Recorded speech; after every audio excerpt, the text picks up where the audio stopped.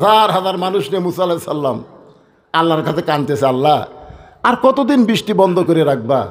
তোমার আসমানে কি বৃষ্টি নাই? বৃষ্টি দাও গো আল্লাহ, বৃষ্টি দাও। আল্লাহ বলে, মুসা রে, আমি আল্লাহ বৃষ্টি দিব, কিন্তু হাজার হাজার মানুষের মধ্যে একজন জিনাখোর, মদখোর, চোর বসে আছে। ও যতক্ষণ তোমার সামনের মাহফিলে বসে থাকবে ততক্ষণ তোমার দোয়া কবুল হবে না। হাজার হাজার মানুষের মধ্যে কি বসে আছে? কথা কয় না। একজন চোর, জিনাখোর, একই ব্যক্তি। সে অপরাধ করে তোমার সামনে বসে বৃষ্টি চায়, ও থাকা অবস্থায় বৃষ্টি দেব না। মুসা আলাইহিস সালাম বললেন, এই তোমাদের মধ্যে জিনাখোর, মদখোর, চোর বসে আছে, তাড়াতাড়ি উঠে যাও। তুমি উঠে না গেলে আল্লাহ বৃষ্টি দিবে না।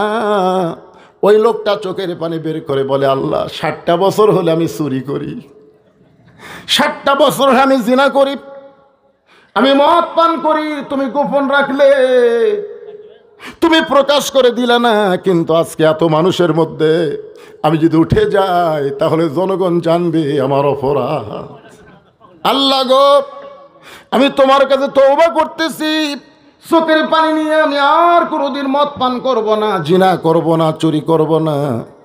আল্লাহ তার তওবা কবুল করেছে, সঙ্গে সঙ্গে আসমান থেকে বৃষ্টি পড়া শুরু হয়েছে। মুসা বলে, আল্লাহ আপনি এইরকম ইয়ার কি করেন?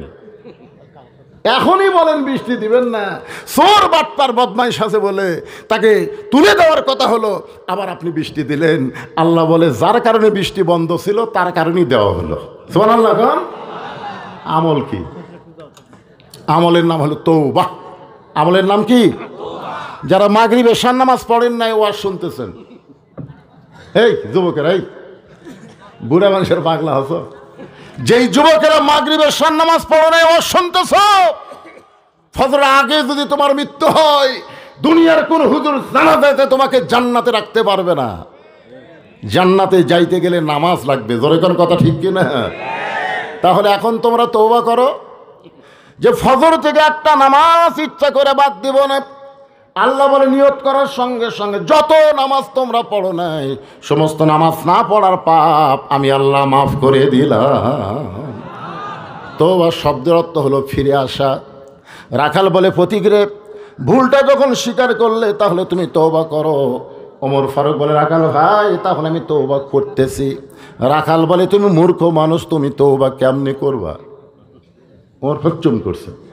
রাখাল বলতেছে, তুমি মূর্খ মানুষ, তুমি তওবা কেমনে করবা? ওমর ফারুক বলে, রাখাল, আমার মধ্যে মূর্খামির কি দেখলে? রাখাল বলতেছে, চাওয়ার ব্যাপারে সতর্ক থাকে না, এ হলো সবচাইতে বড় মূর্খ। আজকে বাংলাদেশে পীরপন্থী, মাজারপন্থী অনেক আলেম আছে। দয়াল বাবা, কেবলা কাবা, কানা বাবা, ন্যাংটা বাবার কাছে যারা সাহায্য চায়, ওই যত বড়ই জ্ঞানী হোক সবচাইতে বড় মূর্খ। জোরে কোন কথা ঠিক কিনা? আপনারা 18 সালের নির্বাচন দেখছেন, এবার কত সালে গেল? 24 সালে না? 24 সালে 7ই জানুয়ারি। কত সালে? এর আগে হয়েছিল 18 সালে। 18 সালে কিন্তু ডক্টর কামালের অধীনে একটা জোট গঠন ছিল। ডক্টর কামাল জোটের সমস্ত নেতাদেরকে নিয়ে গেছিল শাহজালালের মাজারে। ওটা পেপারে হেডলাইন। ডক্টর কামাল মাজারকে সামনে নিয়ে বলতেছে, বাবা এবার আমরা ভোটের দাঁড়াচ্ছি। বলা লাগবে কার কাছে? আর বলতেছে কার কাছে? বাবা এবার আমরা ভোটের দাঁড়াচ্ছি। আপনার বলেন তো, দুই কান্দের ফেরেশতা কি বলবে? আল্লাহ কোরআনে বলেছেন, আস্তাঈনু বিস-সাবরি ওয়াস-সালাত। যদি তোমরা কিছু পাবার চাও তাহলে ধৈর্য আর নামাজের মাধ্যমে চাও। ওরা নামাজের মধ্যে না চাইয়া বাবার কাছে চাইছে। ডক্টর কামাল সংবিধান লিখতে পারে, কিন্তু চাওয়ার ব্যাপারে সবচাইতে বড় মূর্খ। কথা কন না কেন? এইরকম মূর্খ মানুষ আমাকে বাংলাদেশে সংবিধান লিখছে যে চাওয়ার ব্যাপারে সতর্ক থাকে না। রাখাল বলে, তুমি চাওয়ার ব্যাপারে সতর্ক নাই, তুমি মূর্খ। বরং আমি তওবা পড়াই, তুমি আমার সঙ্গে তওবা পড়ো। এবার রাখাল হযরত ওমরকে তওবা পড়াচ্ছে। আর ওমরের চোখ দিয়ে দর দর করে পানি পড়তেছে। আল্লাহ, তোমার কোরআন যখন দুনিয়াতে চালু থাকবে, ওমর ভুল করলে একটা রাখাল পর্যন্ত ভুল ধরতে পারবে। আপনারা বলেন তো, বাংলাদেশে কোন জায়গায় কোরআন চালু আছে? নাই। মসজিদের মধ্যে আছে। মসজিদের মধ্যে ইমাম মানে নেতা। নেতা যদি আসরের 4 রাকাত নামাজ পড়াইতে 2 রাকাতেও বসিছে, আবার 3 রাকাতেও বসছে। আপনারা বলেন তো, মুসল্লিরা বসে থাকবি? ওই যত বড়ই নেতা হোক, টাইটেল হোক, দাওরা হোক, দেখবেন অটো ভ্যান চলায় 4 নম্বর কাতারে উই মারে দিল, আল্লাহু আকবার। নেতা যদি মনে মনে কয়, তুই ভ্যান চলে খাস রে, তোর লোকমা গ্রহণ করলাম না, আমি বসাই থাকবো, এই মনে করে নেতা যদি স্বৈরাচারী হয়ে 3 রাকাত বসাই থাকে, আপনার মুসল্লিরা নেতার পক্ষে না ভ্যানালার পক্ষে? তার মানে বোঝা গেল, মসজিদের ইমাম ইচ্ছা মতো কিছুই করতে পারবে না, যা কিছু করতে হবে আল্লাহর আইন মোতাবেক।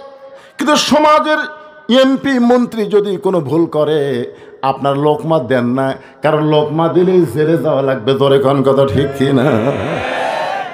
মসজিদে লোকমা থাকার কারণে মসজিদ ভালো আছে।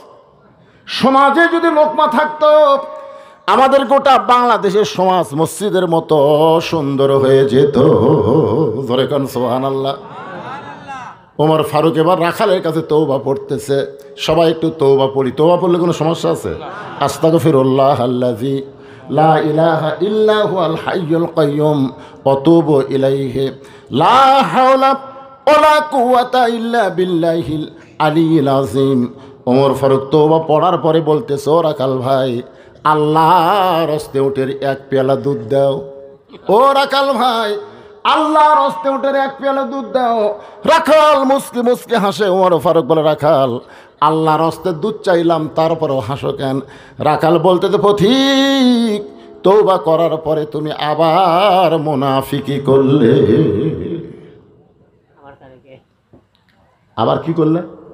আচ্ছা, মুনাফিক যদি কয়, আপনি জালেম কন, ফাসেক কন, কিন্তু মুনাফিক, আপনারা জানেন জাহান্নামের মুনাফিকও আল্লাহ জাহান্নাম ফেলে দিবি, ওই জাতে জাতক আটকাবি না, তুই যা কত দূর যাস। বলা হয়েছে মুনাফিক থাকবে জাহান্নামের সব চাইতে, কথা কন না কেন? আর কাফেররা থাকবে জাহান্নামের উপরে। কাফেররা পেশাব পায়খানা করবে, নিচে থেকে মুনাফিকেরা সেটা খাবি। সাহাবেরা বললেন, হুজুর বদমাইশ মুনাফিকেরা কারা? আল্লাহ রাসূল কিছুই বলতেছেন না। সাহাবেরা বললেন, হুজুর এই বদমাইশ মুনাফিক কারা হবে? আল্লাহ নবী বললেন, মুসলমানের ভিতরে এই মুনাফিকের আবাদ হবে। বাংলাদেশের কোনো হরিবাসর কোনো হিন্দু বাধা দিছে? কথা কন, কোনো হরিবাসর কোনো হিন্দু বাধা দিছে? বাংলাদেশের খ্রিস্টানদের অনুষ্ঠান কোনো খ্রিস্টান বাধা দেয়নি। বৌদ্ধর কোনো অনুষ্ঠান কোনো বৌদ্ধ বাধা দেয়নি। বাংলাদেশের কোরআনের মাহফিল একদল মুনাফিক বাধা দেয়। জোরে কোন কথা ঠিক কিনা? খুলনা দেখেন, ওরা দাবি করে মুসলমান। মুনাফিক কারা? গোটা পৃথিবীর ভিতরে সবচাইতে বড় মুনাফিকের দেশ হলো বাংলাদেশ। এই জন্যই তো দোয়া কবুল হচ্ছে না রে। একটু মনোযোগ দিয়ে শুনবেন, দোয়া কবুল হবে, আল্লাহ বৃষ্টিও দিবে। গতকাল এক কৃষক আমার মোবাইল করে কইছে, হুজুর আপনার মাহফিলে আপনি বৃষ্টি দোয়া করলেন, হুজুর গো আমাকে ধান কাটা শুরু হয়ে গেছে, আল্লাহ যেন 15 দিন বৃষ্টি না দেয়।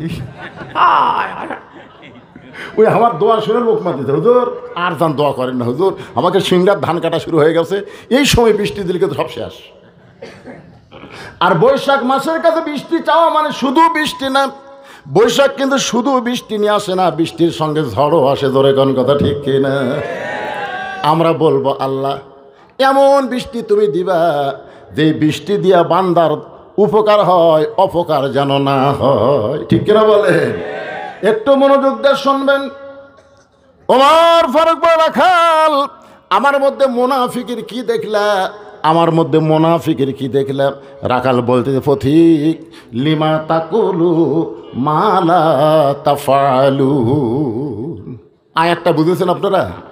রাখাল হয়তো উমরকে বলতেছে, তোমার মুখের সাথে অন্তরের মিল নেই, তুমি সত্যি করে বলো তো আমি উটের মালিক। আমি যদি উটের মালিক হইতাম তুমি আমাকে রাখাল বললা কেন? আর যখনই রাখাল বলেছ তখন তোমার মন বলতেছে আমি উটের মালিক না। আর মালিক বাদ দিয়ে রাখালের কাছে কেউ যদি আল্লাহর হস্তেও চায় রাখাল দিবার পারবে? জোরে বলেন পারবে? যার প্রমাণ আমি নিজে। এক টেস্ট থেকে নামতেই এক লোক দৌড়ে এসে আমার হাতে 100 টাকা দিয়ে হুজুর দোয়া করেন। আমি টাকা চকচকা দিকে পকেটে থেকে বললাম কিসের দোয়া?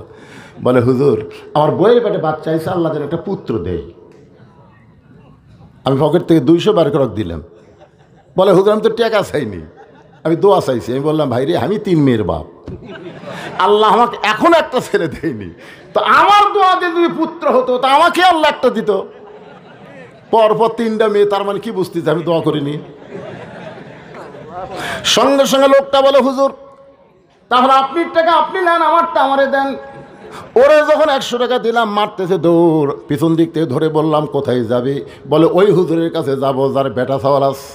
আমি বললাম কোনো হুজুরের কাছে না, কোনো বাবার কাছে না, কোনো পীরের কাছে না, পাইতে যদি চাও তাহলে কেবল মাত্র চাইতে হবে কার কাছে?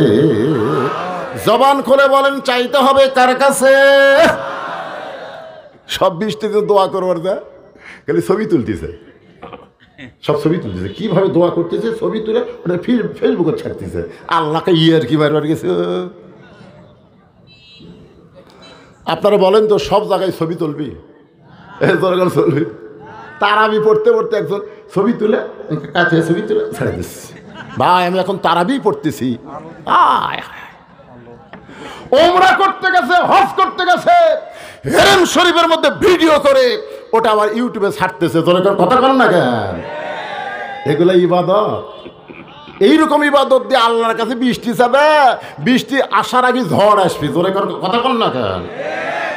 কিভাবে চাইতে হবে আমি আল্লাহর কোরআন থেকে আপনাদের দেখায় দিব, একটু ধৈর্য নিয়ে কথাগুলো শুনতে হবে। রাখাল বলে পথিক সত্যি যদি উঠে এক পেলা আল্লাহর হস্তে দুধ চাও তাহলে এখান থেকে মালিকের বাড়ি হলো 10 মাইল দূরে। তুমি মালিকের বাড়িতে গিয়ে বলো মালিক তোমার রাখাল উট আর দুম্বা চড়াই, তুমি মালিক যদি হুকুম দাও তাহলে রাখাল আল্লাহর হস্তে উটের এক পেলা দুধ দিবে। ওমর ফারুক রাখাল ভাই এত কষ্ট করে 10 মাইল রাস্তা মালিকের কাছে যাওয়ার দরকার নাই, বরং তোমাকে 2টা টাকা দিব, এই 2টা টাকার বিনিময়ে তুমি উটের এক পেয়ালা দুধ দাও। রাখাল চিল্লায় বলে পথিক রে তুমি কি হযরত উমরকে চেনো? সুবহানাল্লাহ খান। রাখাল হযরত উমরকে বলতে পথিক তুমি কি হযরত উমরকে চেনো? যদি উমরকে চিনতা তাহলে এরকম বেসাইজা কথা বলতা না। উমর আল্লাহর আইন দিয়ে রাষ্ট্র চলায়। সুবহানাল্লাহ খান না কেন? উমরের গুপ্ত বাহিনী যদি দূর থেকে দেখবার পাই তুমি আমার 2 টাকা ঘুষ দিছো আর আমি মালিক বাদ্দা তোমাকে উটের এক পেয়ালা দুধ দিলাম, তাহলে তোমাকেও ধরবে আমাকেও ধরবে। এই বয়সে কি তুমি ধরা পড়বার চাও? ওমর ফারুক রাখাল ভাই আসলেই তো ধরার কথা আমার খেয়াল নাই। ধরার কথা খেয়াল আছে বাংলাদেশে।